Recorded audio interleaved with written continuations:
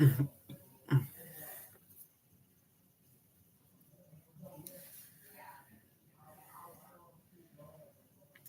evening, folks, and welcome back to another episode of NASCAR Backmarker Battles. I'm your host, Colby Evans, aka Startin' Parker from Twitter, and I'm joining you guys on a rare Wednesday for once, mainly because tomorrow is when the action starts, a rare NASCAR Thursday, if you will. So we're doing Backmarker Battles tonight instead of tomorrow night because it really wouldn't make sense to do Backmarker Battles while the truck race is on TV. So thank you guys for joining me on a Wednesday night. Hope a lot of you are from last night's ARCA podcast. Thank you all to tune into that one. And yep, we're here to talk about a lot of things, man. The truck race, the Xfinity race and Cup race from Kansas, my weekend from Kansas. I cannot wait to talk about my weekend stories with you guys. I have so much to talk about there. And then, of course, we're previewing Bristol, the cutoff race for the Cup Series, just for the Cup Series only. And then, of course, the Xfinity and truck playoffs. Is this a cutoff race for the trucks too? No, I got the playoffs are all jumbled up. Either way, a lot to talk about in terms of Bristol and Kansas. So, sorry, guys. I still got a little bit of a cough. As you guys know, I'm not been perfectly in the weather, but got a tiny bit of a cough. So I just apologize if it bothers you throughout the podcast. But you guys know the drill. Follow me on social media, Startin' Parker on Twitter. Kind of stagnated right now, 5,100 followers. So let's try to get that follower count of 5,200. So if you could follow me, go on Twitter and follow me, like and subscribe to the channel, turn on that bell for all notifications so you guys never miss a podcast when we go live. Because of course, like I said, I want you all here live with me. You know, you can watch this show when we're done being live, but I want you all here live with me so we can all talk together. So, and of course, check out theracingexperts.com for all NASCAR media related content. All right, so let's get right into it, shall we? Kind of talked about our ARCA day yesterday. So as you guys know, I worked with Hill Motorsports, Timmy Hill and the gang. And then, of course, okay, so this is a truck cutoff race. Okay, good to know. As you guys know, I worked with Timmy Hill and Hill Motorsports on Friday, and of course, Carl Long and MBM Motorsports on Saturday. And unfortunately, no volunteer people were needed on Sunday, so I did my media gig with theracingexperts.com. So it was a very action-packed weekend. So I'm going to tell my stories first, and then we'll cover the actual race if that is okay with you guys. I figured that'd be a little bit easier instead of just going back and forth. Yes, it was hot. First and foremost, I hate that this race is in September. Kansas fall race should still be in October. When it's nice and cool, you know, we can wear our sweatshirts. It's not, you know, we're not freezing, but it's chilly. It's nice. Track's got lots of grip. So the racing's fun. But yeah, so I don't like it. I don't like being in September. We're still frying because in Kansas, it's still summertime. It is still summertime. But yeah, so starting off with the truck series, we have the Units sponsorship, just an associate sponsorship. Units was not fully sponsoring the truck. We had a badass Blue Flames design. So yeah, really, really nice looking truck by the Hill Motorsports gang. I can tell you this though, a matte black truck in the heat is a pain in the ass to touch. That truck was really hot. Really, really hot to touch. So when we were pushing that through tech, my hands were getting pretty red. It was bad. Fun, but bad. 36 trucks were there for only 36 spots. Everybody was going to make the race. We did have some returning trucks and drivers. We had Caden Honeycutt returning to Young's in the 02. Spencer Davis, after a 2-year hiatus, was back in the 04. Jennifer Jo Cobb and underdog Jennifer. Good to see her back in the 10 truck. And, of course, her truck, of course. Mason Maggio in the 22, which was, of course, the combination effort for AM Racing and Rayom. And we had Bailey Curry in the 41 again. Jake Drew is back in the 61, as he looks like he's gotten some sponsorship from Cyclone Truck Stops. And, of course, Justin Carroll, who, you know, he just kind of usually enters, even though they probably hadn't planned to run Kansas. This, of course, is the race. Races like these are ones that they can enter without having a DNQ. So it's easy for them, if that makes sense. It's easy for them to enter a race like this because they don't have to worry about going home. So we didn't have to worry about going home. And, in general, we don't. We're the 56 team. So got through Tech very nicely. The one thing about Truck Series Tech that I'm not sure if you guys know, in ARCA, it's a mad dash to see who can get to Tech first. That's the fun part about ARCA Tech. It's whoever can get there first. In the Truck Series, you do have to do it by points. So it doesn't matter how quick you unload the truck and how quick you get everything all set up. You still have to wait your turn. So, yeah, like we got everything done. NASCAR came over. We got the transponders in. We got the SMT in. We got the plate in. We got the practice tires on. I mean, everything was all set up and ready to go, and we're just waiting there. It's like there's nothing we can do. We're all ready to go, but we have to wait until NASCAR gives us their cue. And guys, sorry about the cough. Yeah. So finally got to Tech. Everything went smoothly. Everything went smoothly as usual. We're the 56 team. Like I said, we're trying to get that edge, but we're not gonna push the limit as maybe a Thor Sport or a KBM, Rev, all those other higher competitive teams. We're not going to push the limit as much as they would. But obviously our crew chief, he's still got a couple of tricks up his sleeve. He knows what he's doing. I love Terry. So yeah, we got all that done. Got her out to pit road. That was kind of it in that for there. We just kind of chilled out. And then unfortunately came practice. And boy, I tell you, it was really a good day at this point. Everything had gone so smoothly. It's almost like, oh man, everything's going too good. Something's got to go wrong. And boy, it didn't just go wrong for us. I mean, it was a weird practice session. Normally, you would not expect, a Kansas Truck Series practice session to have so much chaos in it. But God forbid, this practice session could not avoid chaos. I've never seen so many trucks not make it to qualifying. In short, not one, not two, not three, but 6 trucks did not make it from practice to qualifying. That is honestly a record. Unfortunately, we were one of them. Literally within the first, 2 minutes of practice, Colby Howard, unfortunately, looked like he lost a tire and killed the right side of what was a full-on KBM truck that Colby would later reveal online. It was a full-on KBM truck, probably a top 15, top 10 truck easily for them. Then it was killed in 2 laps. And that's just kind of been the story of CR7's year. They just don't really seem to have any luck. Colby Howard's a great driver. Cody Robar puts a lot of money into that team, but they just can't seem to get themselves any luck. So then the track finally went green. We had gone back out for a couple of runs. And then not a couple of minutes later, the 04 truck of Spencer Davis just pounds the wall. And now I had seen the 04 truck on one of the monitors at the racetrack, and I didn't think anything of it. But then all of a sudden, Timmy on the radio talked about debris, that he had hit some debris.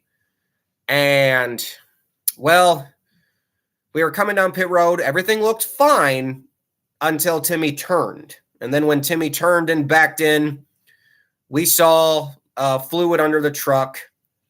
And unfortunately, when they got the jack and jacked it up, oil was just pouring. And I mean pouring out of the tiniest hole. But it was nonetheless, it was a big enough hole. Oil was pouring out of our tank. Our practice and qualifying was done. So the belief is that the 04 had a brake rotor explode. And unfortunately, we ran over one of the pieces. Now, thankfully, and I know this is, obviously you never like a busted oil tank, but it could have been a lot worse. It could have been a hell of a lot worse for us. Rayom's splitter got destroyed. Chase James in the 33 truck, his splitter got destroyed. Rayom's truck was still, on jack stands not 40 minutes before the race. Crafton, I'm not sure what Crafton happened to him. He went to a backup truck. Obviously, the 9 went to a backup truck. The 45 truck of Lawless Allen was up on jack stands. Yeah, so, and then, of course, the 04 team, they were trying to thrash because they didn't have a backup truck. The 33 didn't. The 04 didn't. Luckily, the 9 and the 88 did. We actually did have a backup truck, but obviously there was no damage to the physical truck, just the oil tank. So there's no need to obviously get a backup truck. Crafton, I thought, no, there was another truck. Well, maybe it was just they were putting the engine into a different truck. That's all I know is that Crafton went to a different truck. At least as far as there were 288 trucks sitting out. That's all I know. There were 288 trucks sitting out. So my belief is that they did go to a backup. So, yeah, needless to say, me and a couple of the other guys, I mean, again, I've never changed an oil tank before. So, I admit that I've never changed one. So I didn't really know what I was doing. I'm not afraid to admit that. So we kind of let the crew chief and the other mechanics do their job. We just kind of started cleaning up the excess oil that was under the truck and kind of let the lead mechanics, get to work. And I'm telling you, they worked fast. The Hill Motorsports guys did a great job. I would say less than an hour and 30 minutes. We had it all cleaned up and a new oil tank in there. And everybody was pissed off. Everybody was frustrated. But, we were all good. New oil tanks in. The truck was running fine. And we all had some pizza. So, there's one thing to calm us guys down. It's just to get us some pizza. And by the time the race started, everybody had calmed down. We were all good there. The unfortunate part is we were going to start 33rd.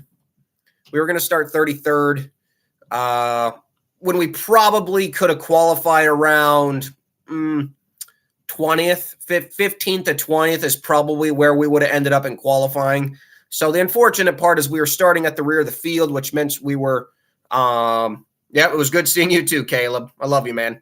So the frustrating part was that we were starting so far back that the potential for us to get lapped before we really had a chance to see what we had for a truck was definitely indefinite because we only had like 1 or 2 laps of practice. Timmy never really got a feel for the truck. So, like I said, we were definitely behind the 8 ball, but like I said, these guys never give up. If you guys were curious, my position was second can guy. And basically what that is obviously, you have your fueler. I am the guy who hands him the can. And then when he's done with the pit stop, I'm the guy who grabs the can from him. And then, of course, we weigh it. And then I run down to Sunoco to get the can fueled up. That is my position. Obviously, I don't go over the wall. I just hand the guy the can. That is my position. That was my job for this weekend. Our race went very well. Until Timmy sped on pit road. I'm not going to knack him for that one.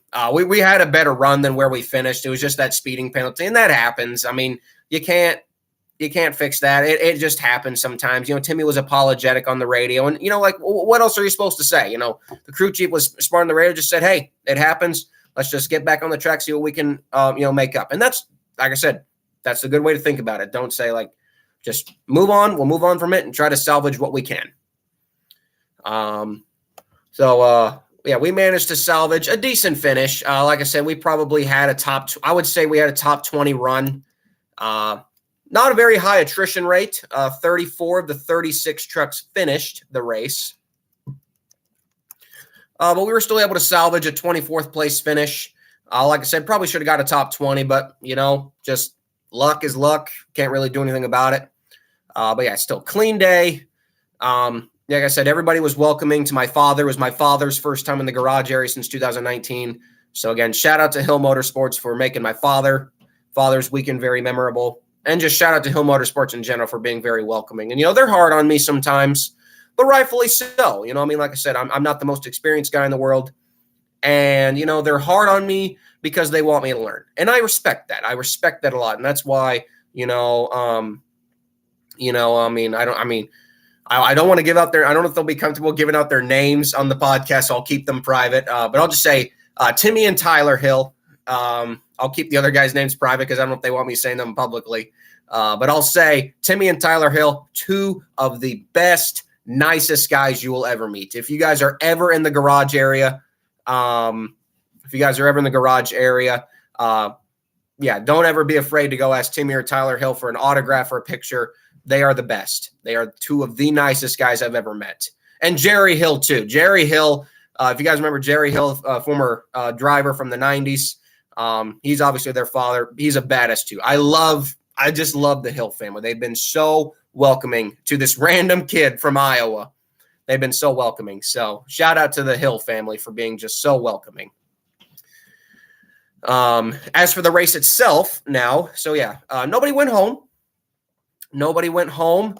In terms of qualifying, like I said, 30 trucks qualified. We kind of figured that Jennifer Jo Cobb was going to be the slowest. And she was by quite a bit. She was off by almost 5 seconds in qualifying, but she was in the show. You know, she was already in the show. There was no need to push it. So I kind of gave her a pass. You know, there was no need to push it in qualifying. Just get a lap in. You know you're going to be pretty much last anyway. Chase Purdy. Shout out to Chase Purdy for getting a pole. Very rare Chase Purdy pole.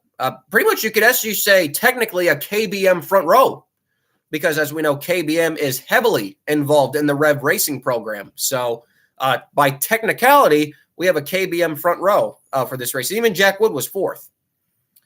No real underdog shine in this one. Again, for a track like this and with the Ilmore package, you really do need a solid engine to be competitive at a race like this.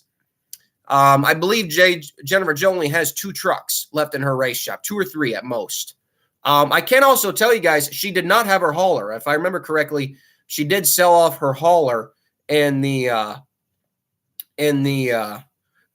estate sale that she had of her liquidation sale, not estate sale, liquidation sale. So she had just a trailer. She really had just an old school trailer. So Jennifer Jo is really doing it old school. Yeah, no real underdogs showing. I mean, the highest underdog that I would kind of consider on track would have been the 32, but he was only 24th. But like I said, for a track like this, you really need a high-profile motor.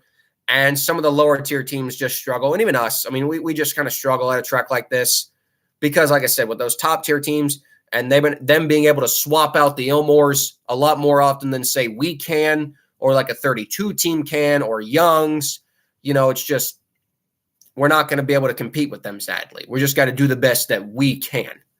Now, you heard me say earlier that the 04 truck blew that brake rotor. By some miracle chance, and I do believe it was NASCAR. I wonder if it has something to do with the Fox TV contracts because that 04 truck was absolutely mangled. And I was surprised they did not withdraw the truck. And I do wonder if it's because of Fox needing 36 trucks to start the race. I wonder, is that true? Is that like in the TV contracts that we have to have 36 trucks start the race? Because that's the only reason I can think of as to why they had the 04 of Spencer Davis start in park. He did. It was a one-lap start in park. He did start the race. He started the race, immediately went down to the apron, rode around on the apron, and came back in. So that's the only thing I can think of is that this was a Fox TV contract something, and they had to have him start the race. Otherwise, I don't see any reason why they would. Because normally NASCAR does not allow that. If you crash in practice and you can't run the whole race, normally they don't just let you start in park and take the money. But that's what they did with the 04 truck. Spencer Davis literally ran one lap and parked it. Unfortunately for Roper Racing, that's quite a few crashes for them this year, which sucks because I really like Corey Roper and his team. Like I said, other than that, the only other truck to crash out was Mason Maggio, and that was only with like 20 laps to go, which really sucks for him because he was running like 21st. He was having a great run for AM Racing. Mason Maggio is pretty underrated. I'll give him that. He's run very well in the equipment that he's been given, when it's actually good equipment too. Other than that, the other 34 trucks finished. Matt Crafton had a really rough day. A couple of rough days for a couple of Thor Sport trucks. Once again, Haley Deegan, they had some troubles with the motor. Their pit stall was right next to us in the 56 team. So their pit stall was right next to us. So they came down multiple times looking at the Ilmore motor. Like I said, personally, I'm still not a fan of Ilmore.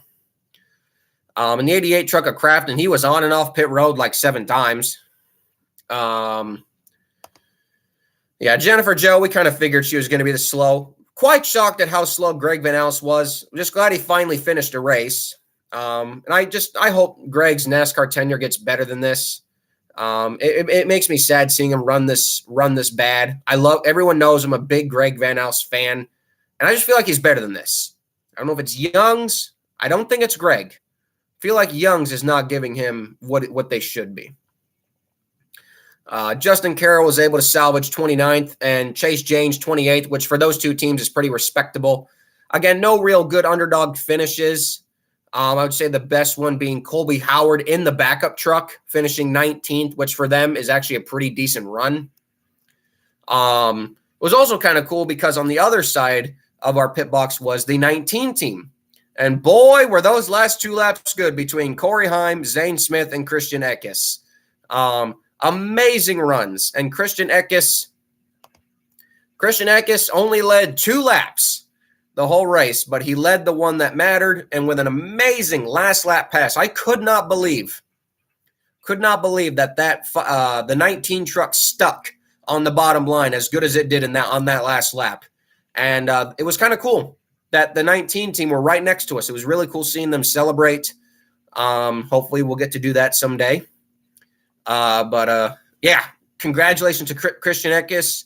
Man, he's really showing that ThorSport should not have let him go. Eckes has really been on a tear in that 19 truck. So that's great for McAnally. Unfortunately for Corey Heim, the real competitive truck outside of Sanchez and Hocevar, the dominant trucks really didn't do all that well. They were only able to salvage 4th, 6th, and 8th. But we had Christian Eckes first. Taylor Grace snuck in to finish second. Matt DiBenedetto ran like the race of his life in that truck.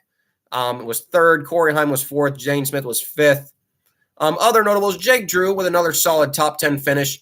Jesse Love, I would say kind of a frustrating day overall for him. Crashed in the ARC race and only managed 13th in the truck race.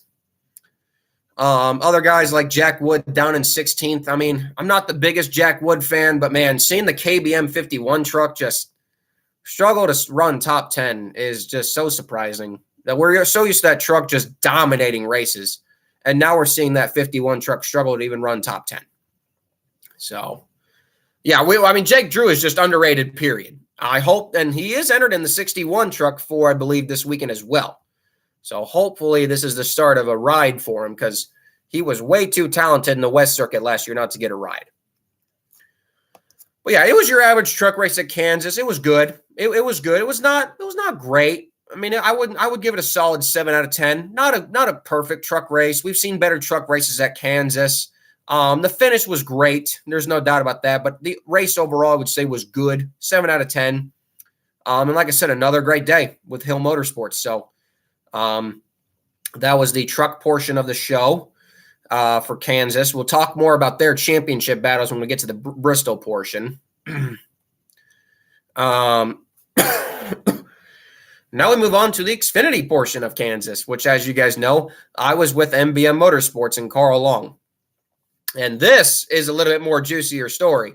Now, not that Friday wasn't juicy enough, but this is kind of a fun story. So we get there. Now, again, of course, Tech was Friday, so I missed that, but I texted Carl saying, hey, I'll be there on Saturday.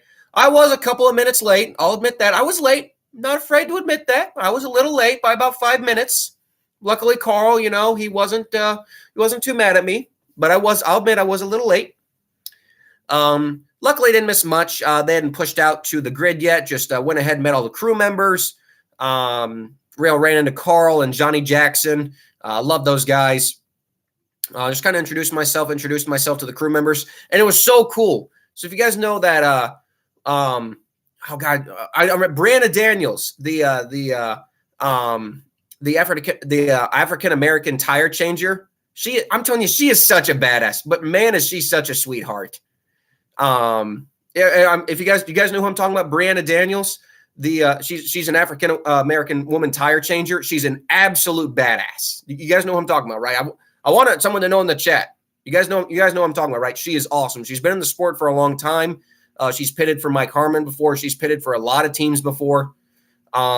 She was working on her crew. So yeah, she was so cool to meet. We had another, I forgot his name. I want to say his name was Matt. Dang it, I forgot his name. No, I'm sorry. But we had another guy there. Just a lot of cool pit crew guys that work on these teams. So they were all cool to meet. We pushed the car out to the grid. We were running JGR 492, an MBM workhorse. This car is known as Big Blue. This car was formerly blue. This was a formerly blue car, which Tommy Joe Martins and Timmy Hill drove in 2019. And Stephen Light also drove this car in 2020. So it's been an MBM workhorse for quite a long time. It's a car that I would say it's definitely a car that is one of the more reliable cars that MBM has in our stable.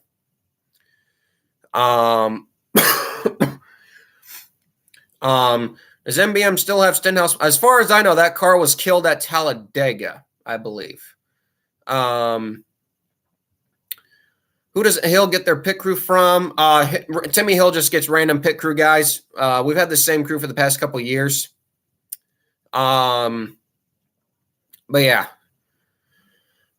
I know I miss MBM too on Sundays. Jimmy Means just tweeted he's coming back. Well, I mean, Jimmy Means still has cars and equipment. It's just he doesn't have the money to go to the track, and he's pretty much shut down. I doubt we'll ever see Jimmy Means back, but he still has his equipment. He hasn't really necessarily sold all of it, but he still got some of his equipment. I love Jimmy Means though. Everyone loves Jimmy Means. But anyway, back to the story. So we get out to the grid, and oh god, we get out to the grid. There's still a pile of like oil stain and sludge in a pit box. I guess from one of the trucks caught fire on Friday and they never cleaned up the stain. So we had to park 2 boxes down while they had to bring in a couple of trucks to clean up our stall. So we ended up having this weird weird pit stall compared to everyone else. Timmy was in his awesome Coble Enterprise shirt. Shout out to Sherry Coble and Coble Enterprise for sponsoring the 66 car. And Crash Claims R.US. Always good seeing them too. Well, I'm not saying that Jimmy Means is coming back. I'm just saying he's still got some stuff. So trust me, I don't think Jimmy's coming back, guys. I don't. At his age, honestly, he probably shouldn't. At Jimmy's age, he probably shouldn't. Because I know he's not in the best health. I love Jimmy Means to death, though. I would love to see him back. I really would. But in this day and age, with seeing how much MBM, like us, MBM, and Mike Herman are struggling, I don't want to see Jimmy Means keep DNQing. But we had Timmy Hill out there. It was kind of fun sitting out there on pit road with Timmy. It was weird. You know, it's like when you're not working for Timmy Hill, Timmy Hill is working with you. You're not necessarily working for him. It's kind of funny. But yeah, Timmy was cool. You know, he had all this stuff with him. We were just kind of chilling out, you know. Then we finally got Timmy in the car. Obviously, I couldn't go over the wall for qualifying because I'm not hard carded. Just volunteer behind the wall. So we get Timmy out there for practice, and honestly, it was kind of the same situation as truck practice. Every time that we would send Timmy out there, there'd be an incident. I mean, it was weird. Every time we sent the 66 out there, he only got 5 laps. There would be an incident. Timmy really got no chance to see what the car had in it. We got out there, and then the 45 of Raja Caruth spun. They cleaned the track up. We get back out there. The 38 of Nick Leitz spun. So we bring him back in. We get back out there. And I believe there was another like debris caution or someone else had problems. It was like we couldn't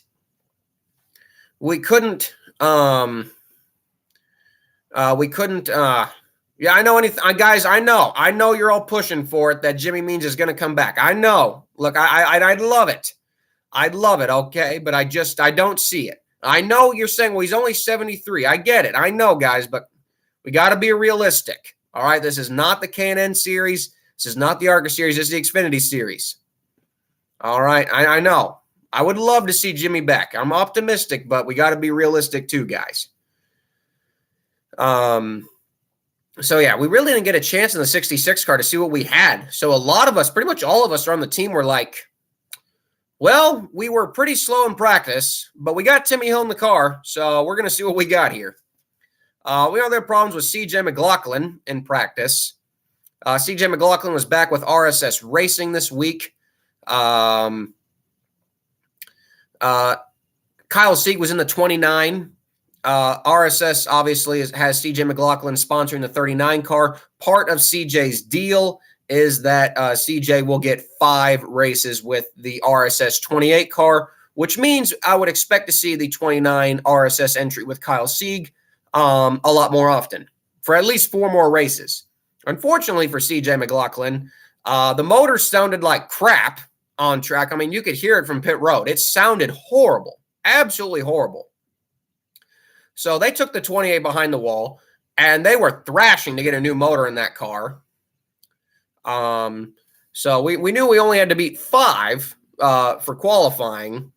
And I'm telling you, I will say this, I wasn't feeling the best about it. I knew we had Timmy Hill behind the wheel, and I knew this was a decent car for MBM, man, but we needed to pick up over 0.6 of a second. But at the end of the day, if there's one thing I've learned, never doubt Timmy Hill, man. Never, ever doubt Timmy Hill. And I remember we were like 5th to go out in qualifying.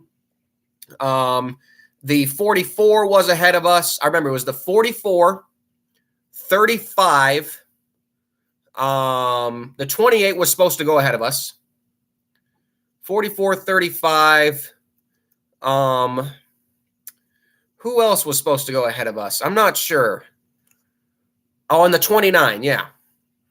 And so, yeah, we went out 4th. And we went out, and man, I tell you guys, we were watching the 66 go by, and I'm like, he got a great entry into turn 1. I watched the TV, infield TV, got a great exit off of 2, had a great entry into turn 3, a great exit off of 4, and I'm like, man, this lap looks good. This lap looks good. Do we have a chance at it? And Timmy went across the line. We all looked, every single one of us looked up at the scoring pylon, and it said P1 Timmy Hill out of 5 cars, and all of us, I swear, all of us just erupted. And we probably shouldn't have done that, but it's like we made the race. It's like we were all so excited and happy. We just yielded with excitement, man. We were all so happy. We were in the show because we had beaten the 29 car. The 66 is still ahead of the 29 car in owner points. So we knew if we had beaten the 29 car, we were going to be in the show. So Carl gave the great word on the radio. We're in the show. Great job, Timmy. And all of us were just giving each other high fives. Carl went down to the 66 car to, obviously, probably punch Timmy in the face, being like, oh, God, dude, I'm so proud of you. So proud of you, yeah, just smiles all around. It was great. It was a Ford. Oh, for this weekend, probably I think it's a Toyota this weekend. But we got the car in the show. Actually qualified pretty decently, even despite beating only a couple of cars. We ended up 28th.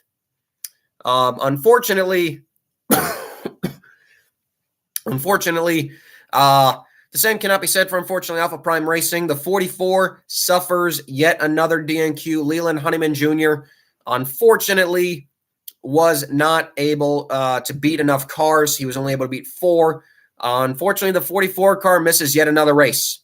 I believe that is 5 this year, 6 total for the organization in 2023. It's a shame. And Tommy Joe Martins, that team has speed. There's no doubt about it. They got speed. It's just, with these rookie drivers, the 20-minute practice sessions just aren't enough. It's just not enough. So, I know Leland, and this was Leland's first time at Kansas, so it's like it was all inexperience for him too. Leland's a perfect example of why we still need 1-hour practice sessions. I'm sure if we had a 1-hour practice session, Leland easily would have qualified top 30, top 33. But nonetheless, the 44 car was the one to go home. Carl, we didn't really necessarily going to buy new tires. We had a set on the car. We had 1 set of stickers, and we had 2 in the pits, 2 sets of old tires in the pits. And then, of course, I was just kind of chilling in one of the team chairs. The team chairs I got sitting outside the hauler. Was just kind of sitting out there. And then I'm just eating my lunch, and all of a sudden, here comes Tommy Joe Martins from Alpha Prime Racing over to the hauler, and I'm like, this is interesting. And, of course, me, I just say, hi, Tommy, and he's like, what's up, man? He goes up into the hauler, And my first thought was, something's going to happen here. And within about 5 minutes, I didn't even have to see anything. Within about 5 minutes, I kind of put two and two together. I'm like, okay, Timmy's probably not going to drive. It makes sense. And then sure enough, when I saw when the guys told me, here, come get the jack and come bring some seat inserts, I'm like, yep. Mm-hmm. Once they told me to grab the seat inserts, I could pretty much put it all together. That Leland Honeyman Jr. was going to be driving our 66 car. Obviously, Timmy Hill, he's a businessman. He's a team owner, so he understands the business side of NASCAR. Tommy, I should say, put it out publicly, and it's an honest statement. Leland wants to run big tracks next year, and he needs to get clearance because, as you guys remember, he wanted to run Phoenix or Michigan, but he wasn't cleared. So he had to sit out that race. So they entered him here. He didn't make the show, but he's got to race this one. He's got to race. So to be able to run the big tracks, he had to run this race. Timmy Hill, obviously understanding the business side of things, happily stepped aside. I mean, like I said, he's a businessman himself, so he understands. Carl made a deal there. Carl brought all of us MBM people over to the APR hauler. And pretty much Tommy Joe Martins and a I don't know the guy's name, but he was another Alpha Prime Racing. He wasn't an owner, wasn't Caesar, but he was like a head of PR. I would say he's like a PR person. He was like a very high person in Alpha Prime Racing.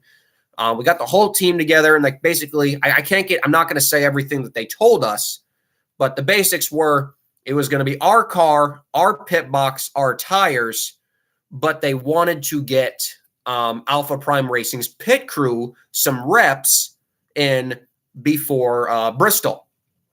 So it's kind of was going to be that mixture. I was going to be the fuel man, basically the same fuel thing I did for the truck race, I did for the Xfinity race, running to go get the fuel and handing the fuel can to the fuel man. Was our thing. It was kind of cool to find out that Leland actually watches this podcast. It was kind of cool to find out Leland came up to me saying he watches my show. So, hey, Leland, if you're watching, I love you, man. I love you, man. It was an executive. You're right. Executive member of Alpha Prime Racing. That's right. That's the word I was looking for. That's who we all met up with. So, yeah, it was kind of a combination type deal. Carl was on the pit box, had a radio on, and it was a fun day, man. It was a really fun day. Leland did a great job. For a guy who's never run Kansas before, I know he's probably run it on sim racing, but he did a great job. Like I said, JGR 492 is one of our best cars. JGR 492 really is, in my opinion, one of MBM's best cars. It's a workhorse, but it's reliable. If there's one thing that I know about JGR 492, the car that Leland drove, it might not be the fastest car that MBM has, but it is one of the most reliable cars. That car rarely, and I mean rarely, has mechanical problems, and the car rarely breaks. I think it's just like one of those cars that you have. It's not the fastest, but it'll get the job done. And that's what it did here for Leland Honeyman. We did suffer a little bit of damage to the left front throughout the race, which kind of killed our handling. And tires, mainly tires, kind of got the best of us throughout the last run. We were 22nd, fell back down to 26th. Still a great run for us nonetheless. I mean, a 26th place finish in what was a very attrition-filled race, very attrition-filled Xfinity race with I think we had 18 cautions in the first half. And then, of course, we only had a couple of cautions after the second half. But Leland did a great job. Solid P26 finish, only 3 laps down. Yeah, it really was a good run, exactly what was needed for MBM. MBM's really been, ever since they made the race at Road America, MBM's really been on the upstring, and it's great to see. So, it was much needed. Obviously, after the race, the APR guys, they kind of shook everyone's hand at MBM, gave Carl A good handshake. The fuel man was a complete badass. I love our fuel man, Big Dave. He was awesome. And we just kind of loaded everything up like usual. And I'll just say this. You're having a cool day when when they raise and lower the lift gate on the haulers. I am there just sitting there on the lift gate like this, laying down, and the lift gate's just lowering down slowly. And I'm just like, I am really living my best life. Just laying down on the lift gate as it's lowering down. And I'm just like, this is heaven. This is heaven right here. And it's my home. Like I said, guys, the racetrack is truly my home. I love it. I love it there. I love Uncle Carl. It was a great day and a very positive day for MBM in general. But yeah, Leland did a great job. It was great meeting him. Yeah, it was just much needed for everyone. Now to the race itself. Boy, was this race attrition filled. I mean, we kept watching the TV monitors throughout the race, at the racetrack and in our pit box. And we were crashing every lap. We were literally crashing every lap. Our first crash literally happened on the first lap. Literally the second after they took the green flag. I saw it happen right in front of me. Nick Leitz, Nick Leitz, who's only made a couple of starts in the truck series. He was in the 38 car for RSS. And unfortunately, he just made a very classic rookie mistake. The 78 of Alfredo got a great start of the race ahead of him. And unfortunately, just came right into him. It killed the 38's nose and really killed the 78's day. I mean, the 78 had to run without a fender. They tried to repair the 78 car a little bit. Unfortunately, he would bring out another yellow. So, I mean, poor Anthony Alfredo pretty much had to run the whole race without a left front fender, which killed his aerodynamics. I mean, pretty much any chance that he had at a good finish was gone. So the 38 and the 98 were basically running out there crippled, or the 38 and the 78 were running out there crippled. Not one lap later, we have another crash. The 2 and the 1 get together. So Sam Mayer goes spinning. And poor Kyle Weatherman, who is running the badass tweaker car, was running the badass looking tweaker car, had nowhere to go, plowed into the 1 of Mayer, and the 91's day was done. And surprisingly, so was the 1. So we had a junior motorsports car done for the day early. And really feel bad for Kyle Weatherman. He had a top 10 car for sure. But yeah, disappointing run for Kyle Weatherman and for Tweaker. Always great seeing Tweaker on a stock car. So yeah, again, we only had run 20 laps at this point, 3 cautions, 4 destroyed cars. Like I said, it was chaos. The 16 of Chandler Smith went behind the wall for a mechanical problem. Then the 10 of Daniel Hemrick went behind the wall with a mechanical problem. Then Cole Custer hit debris in turn 1, hit the wall hard, ending his day. Then the 9 of Brandon Jones spun off of turn 4 through the infield.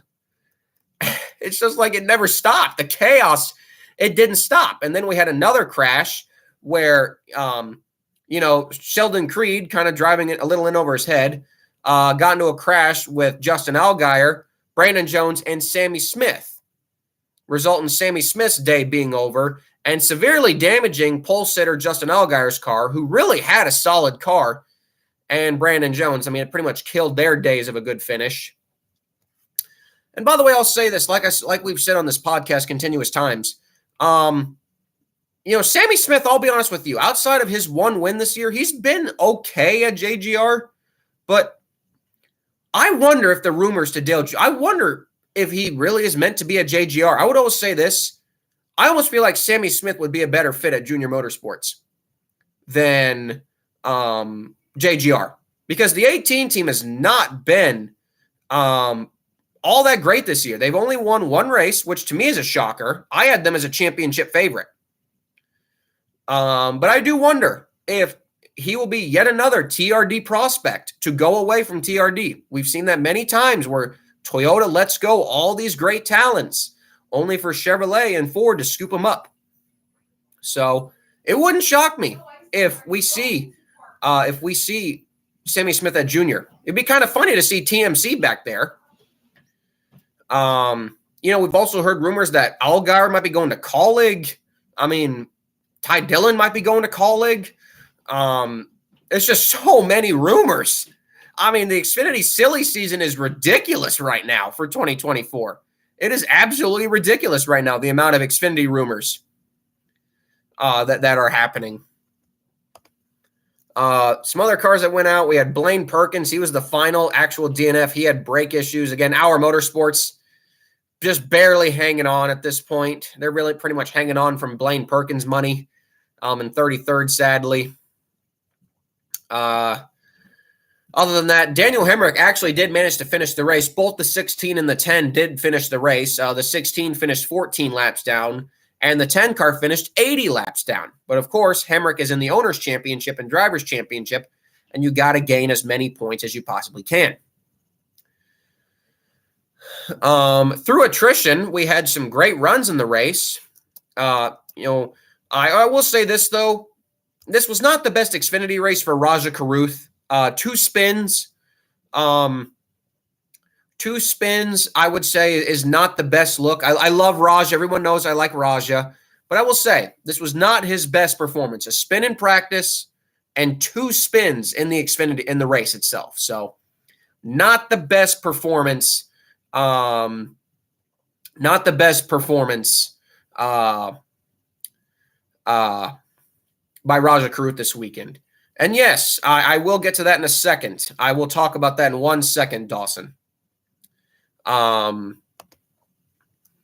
So they ran the final 50 laps. John Hunter Nemechek, he was the dominator outside of Justin Allgaier. He won cleanly over the field, well over 7-second lead. Brandon Jones actually recovered to a solid second-place finish.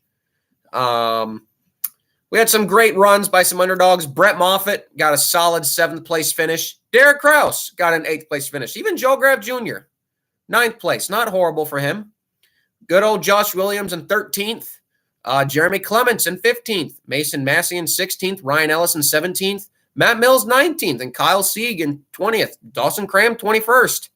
I mean, CJ McLaughlin got there on pit strategy, but I'll still say 23rd, 22nd for him. 24th for Joey Gase, 26th for us. So not a bad day at all, really, for some underdogs at Kansas. Now, I know what you guys were talking about. Frontstretch.com did interview Carl Long.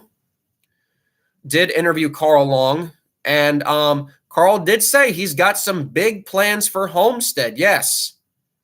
Guys, I cannot tell you the driver, and I'm not going to tell you the driver, mainly because Carl would kill me. So I'm not going to tell you guys the driver, but all I can tell you this, guys, you are going to love it.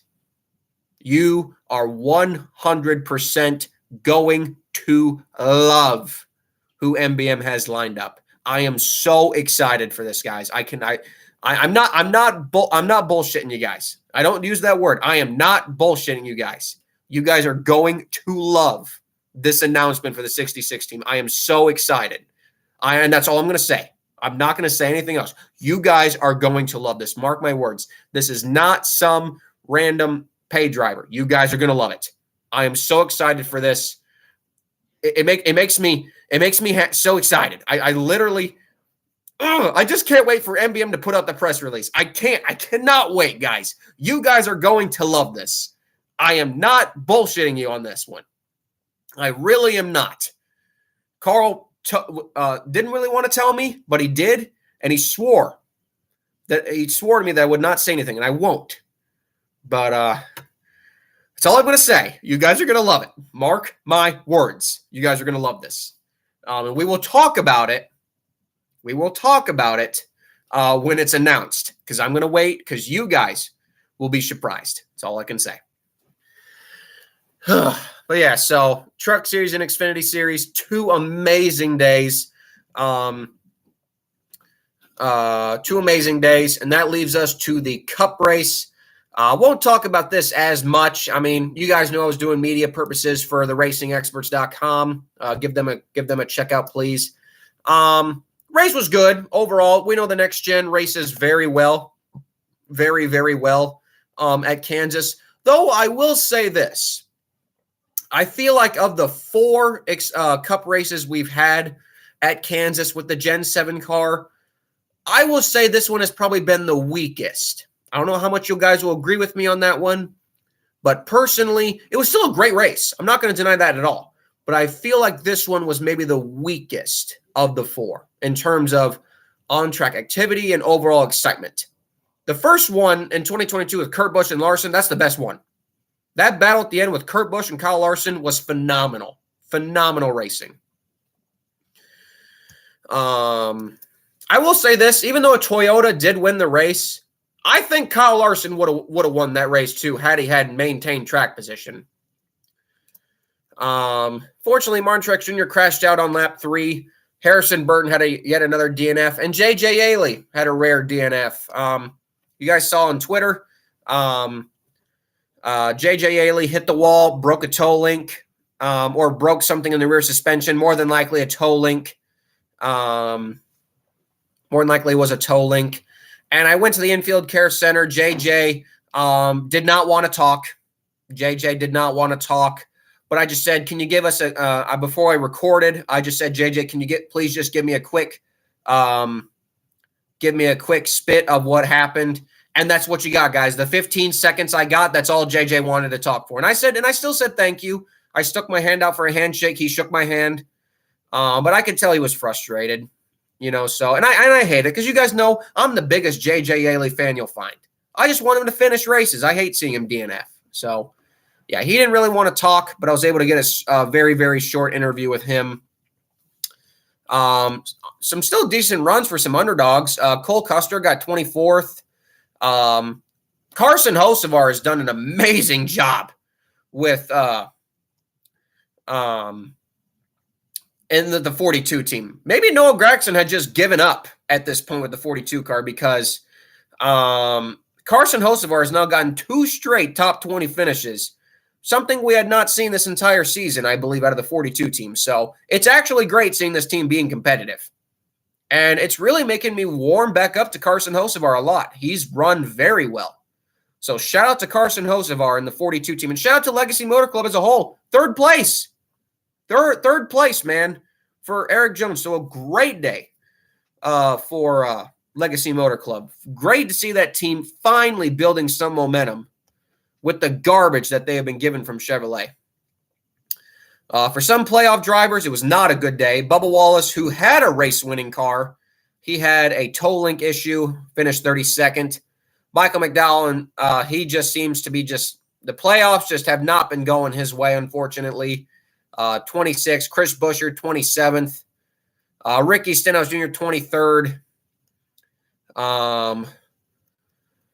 Even William Byron, 15th, Ross Chastain only 13th, Harvick and Blaney outside the top 10. I mean, not the best day for a lot of playoff teams, that's for sure.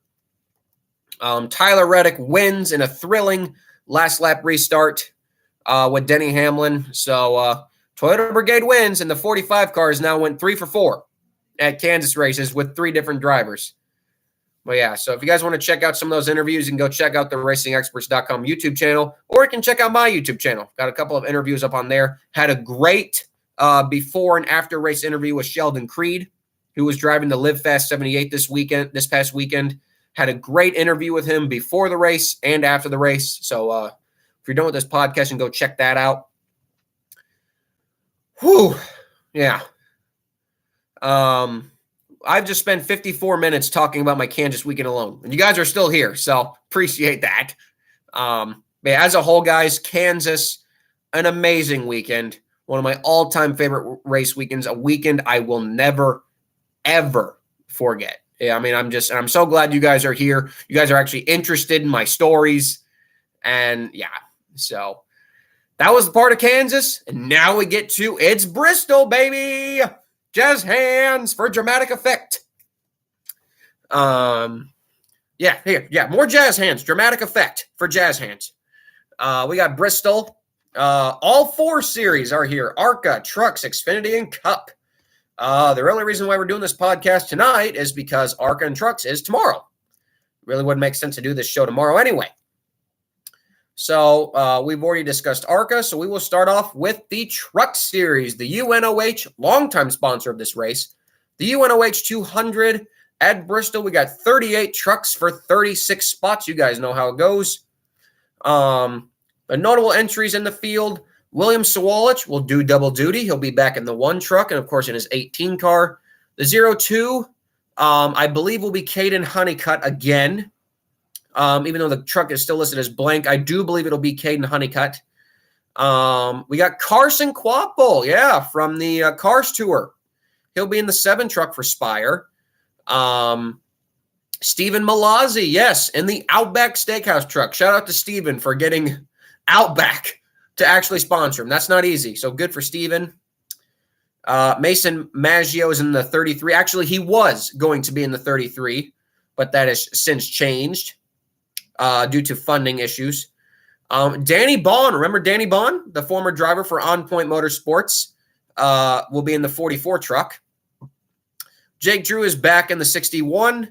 And, of course, we got the 66 of Connor Jones, the 75 of Parker Kligerman, and the 90 of Justin Carroll. So 38 trucks for 36 spots here, which means 2 trucks got to go home. I know we have not seen the 46 in a while. Tim Vines is really struggling for trucks, for drivers right now. G2G not doing the best. For DNQs, man, I tell you, it's an open book. Bristol qualifying has always been kind of weird. Unfortunately, I don't want to put him on my DNQ list, but I am putting Justin Carroll on the list. We also just haven't seen much speed out of him this year in general. Even though they've been making races, we just haven't seen a lot of speed out of him. So, unfortunately, I'm going to put Justin Carroll on my list. I don't want him to miss the race. I don't want him to. I really don't. I want Justin to make the race. But I just don't think he will. I want him to, but realistically, I don't think he will. Now, the other DNQ, and this one might shock you guys, but I'm actually going to go with the 44. The 44, in my opinion, I don't know. The 44 DNQ'd with Chad Chastain. I don't think the 44 makes it. I think Danny Bond, he's going to go out early, and we know that the people who usually go out early, the people that go out early at Bristol are at a disadvantage. So I'm actually going to put the 44 and the 90 as my DNQs. Now, obviously, could I be wrong? Sure. Like I said, we also got, we got 12 DNQ, we got the 20, 12 and 33. Like I said, it's really an open book. Bristol can provide some very unique DNQs. In terms of the race winner, in terms of the actual race winner, I am going to go with, I'm going to go with Nick Sanchez. I think Nick Sanchez finally gets it done. So I'm going to go with Nick Sanchez as winning the truck race, and I'm going to go with an underdog. My underdog pick is going to be Carson Quapple. That's my underdog pick right there. So that's the truck series at Bristol. Should be fun. Now we move on to the Xfinity race at Bristol. Yes. The Food City 300, one of my favorite race names. Got to love the Food City race name titles. 39 cars for 38 spots. Some of the interesting drivers we got in the field. Kyle Weatherman is back in the 4 car. Stefan Parsons is back in the 07. Chad Fincham is back in the 08. Derek Kraus is still in the 11 car. Trevor Bain is back in the 19. Connor Mosak is back in the 24. Only 3 RSS cars this weekend. Joe Grab Jr. returns to 38. Raja Karuth is in the 44. Jeffrey Earnhardt is back at Alpha Prime in the 45. BJ McLeod. Yes, BJ McLeod will be driving the 53. Yeah, I know. It's weird. BJ must have changed his points. BJ must have changed his points. Oh, man, I did already talk about the Ryan Vargas news. I mean, it wasn't really, top 3 series related. If you guys didn't know, Ryan Vargas will be running in the NASCAR. I believe the European division? The European division that NASCAR has, the Euro Series. He'll be running for 3F Racing over there. So shout out to Ryan Vargas. That's kind of cool, seeing 3F Racing run in the European division. Feel like that division does not get talked about enough, the NASCAR the Euro Series. But they do. NASCAR's got a Mexico series. They got a Euro series. NASCAR's a lot bigger than sometimes people realize. But yeah, BJ McLeod's in the 53 for Emerling Gase. Timmy Hill is back in the 66 again for Carl Long. Some rookie named Dale Earnhardt Jr. is going to be driving for Junior Motorsports. I don't know who that guy is, but yeah, some rookie named Dale Earnhardt Jr. is going to be driving the 88. Josh Bilicki is going to be in the 91. Other than that, it's just the usual guys we see every week. But yeah, that rookie, Dale Jr., man, I think he might be pretty good. This one is a real toss-up for the DNQ. We only have one car going home. And I want to hear some honest takes here. We saw Dale Jr. only qualify, 31st at Martinsville in 2022? Is it a stretch to say that Dale Jr. might miss this Xfinity race? Because I believe he'll be the first car to go. You know? I'm not trying to bullshit you guys. I'm being realistic here. Is it far-fetched to think that the 88 might actually miss the race because he'll be going out first? And he doesn't have a champion's provisional to fall back on. The 88 doesn't also have a lot of owner points to fall back on either. So, and I know it sounds weird. I know it does. Trust me. It does sound weird. But Dale Jr. is going to be the first car to go out. And we know, we've seen it before, that and by the way, in case you're wondering, the MBM 66 car is ahead of the 88 car. So even if it was by owner points, the 66 would get the provisional. But is it far-fetched to think? Remember, Junior was only 31st quickest at Martinsville last year in his one start. So is it possible that Dale Jr. running first in qualifying, if he botches his lap, that's it? Just saying, imagine if he DNQs. I think Timmy Hill is going to be fine. Timmy Hill, he's a wheel man around Bristol. I think the 66 will be just fine making the race. You only got to beat 6. Yeah, I know they'll probably buy a ride, but still, wouldn't that be funny? Trackhouse has just signed SVG to run in all 3 series in 2024. Oh, so that was the big announcement that they had teased. Well, cool. Good for Shane. I mean, you could tell he was not having much fun in supercars anymore. Good for SVG, man. Good for him. I think that's very beneficial to have him run in all 3 series. The Truck Series, obviously, it's a good series for him to run in. Xfinity, that's a good series for him to run in. And, of course, with the sequential shifting, will help him in the Cup Series as well. So, good for SVG. Yeah, he won't run ARCA. No, he won't run ARCA. Well, he might run the ARCA at Watkins Glen race, but that might be it. The DNQ one is interesting. Well, BJ McLeod's a great Bristol driver. I don't think BJ will miss the race in the 53. Patrick Emmerling has run around Bristol for multiple years in the modified division. This is probably one of the hardest DNQs, in my opinion, to predict. People are saying the 35 qualified top 25 here last year. The 45 is 23rd in points. They ain't going home. Yeah, they ain't going home. Yeah, in case you guys are wondering, the 45 car, is 26th in owner points. Sorry, 26th. But that's still more than locked in. Man, I tell you guys, this DNQ is hard to predict. It really is. Again, sorry, guys. I apologize for the cough. I think the 66 is going to be safe. The 88, I think he might be safe, but you never know. I'm actually going to go out on a limb here. Fine. If you want to give me a DNQ pick, I'm actually going to go with the 0-2. 0-2. That's going to be my DNQ pick. We've seen Perkins has not been the best qualifier. I think it's going to be Blaine Perkins. Because I think a lot of these lower budget guys, they got good qualifiers.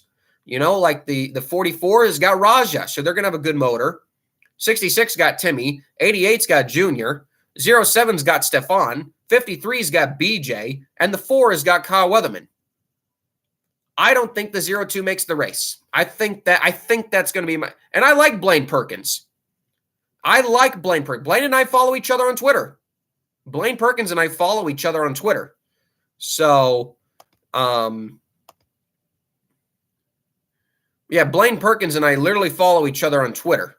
So I hope he's not mad at me for saying that, but unfortunately, I just think I think it's going to be Blaine. I hope it's not.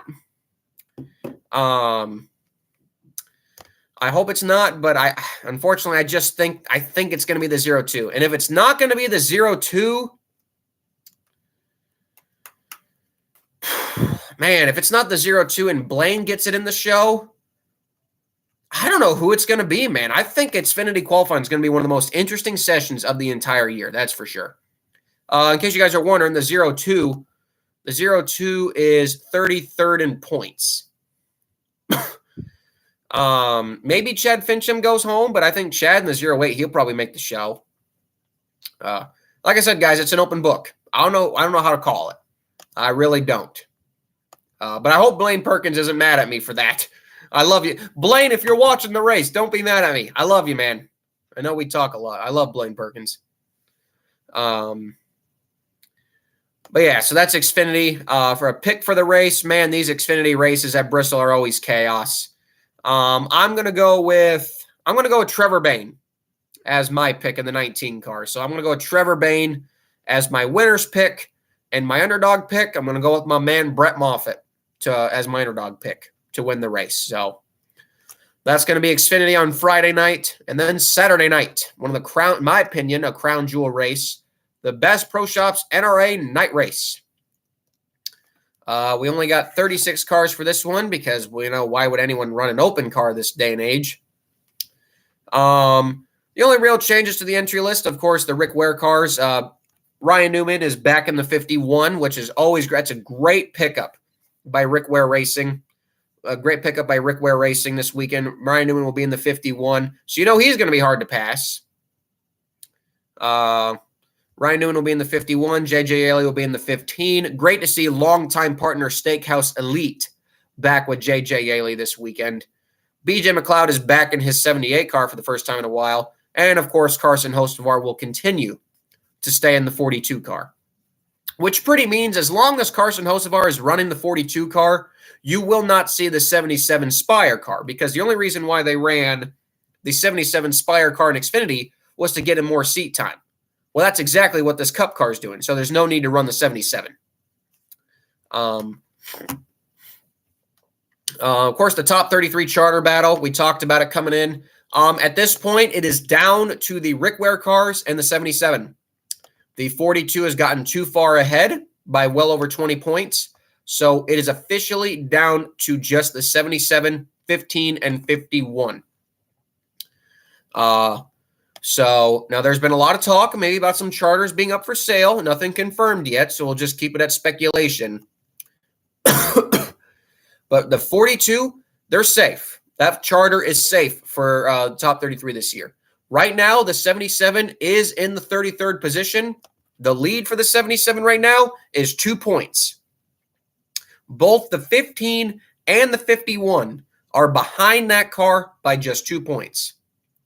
So, now obviously, it's not the end of the world if the 15 car does not finish top 33. Because remember, that car has one more year left after this one if it doesn't finish top 33. So for Rick Ware Racing, if I was them, I would try to get the 51, which I think that's why they have Ryan Newman in the car, trying to get Ryan Newman to get that car in the top 33 at this point. That's where I think Rick Ware Racing is really going with this, because if they can get the 51 in the top 33, then they can still run 2 cars next year and then sell off the 15 charter at the end of 2024, which they might sell that to RFK because they're getting an RFK alliance. So, like I said, guys, there's battles all throughout the field, but keep an eye on the 77, 15, and 51 this weekend. They're really going to be racing each other hard, because you know that the 77 team, if they can keep that charter down there, then Rick Ware will be forced to sell it, or NASCAR will repossess it. They will be forced to sell it. So the 77 is racing to keep that 51 beneath them too. So, yeah, there's battles everywhere, guys. But yeah, my pick for the race, I'm going to go with my man Brad. My man Brad Keselowski, I'm picking for the race. He got robbed of this win last year, so I think Brad gets it done. My underdog pick for this race, I'm going to go with underdog pick for this one. I'm going to go with let's go AJ Allmendinger. Man, why not? Why not? Let's go AJ Allmendinger as my underdog pick. So yeah, so we'll go with Brad Keselowski as my winner's pick and AJ Allmendinger as my underdog pick. So Happy Harvick, that's not a bad choice either. I would love to see Grandpa Harvick finally get a win.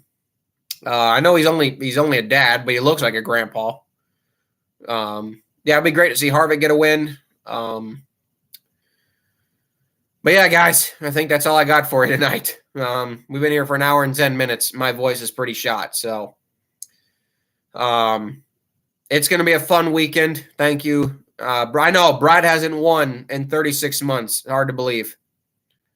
Ryan Preece, yep.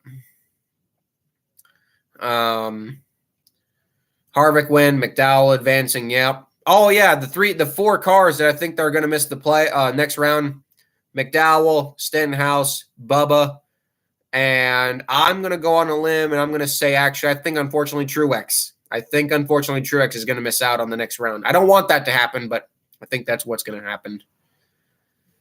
So again, guys, we'll have to see. Yeah, Chris Buescher could win again. We'll get to see. It's going to be a fun weekend, guys. That's all I can keep saying. I don't know what else to tell you. It's just going to be a fun weekend. Thank you guys for tuning in to tonight. I'm going to get out of here because I got to go eat something. Thank you again, guys, for tuning in. Everyone who's tuned into Backmarker Battles. Thank you again, guys, for making this show so popular. We had over 23 straight viewers live. I know we got some people tuning out now, but I mean, that's fine. It's the end of the show. So thank you guys for joining me live. I'm going to go get some dinner. Enjoy your weekend of NASCAR racing. It's going to be a very fun 3 days, and I will catch you all next Tuesday with either the ARCA Racing podcast or the Backmarker Battles review and new weekend show. So till then, I'm Colby Evans, Start and Park Car. Remember to like and subscribe to the channel now. Follow me on Twitter. And no show tomorrow. We're going racing tomorrow. So, yeah. So have a good night, guys. I'm getting out of here, and I salute you. A goodbye. Bye, guys.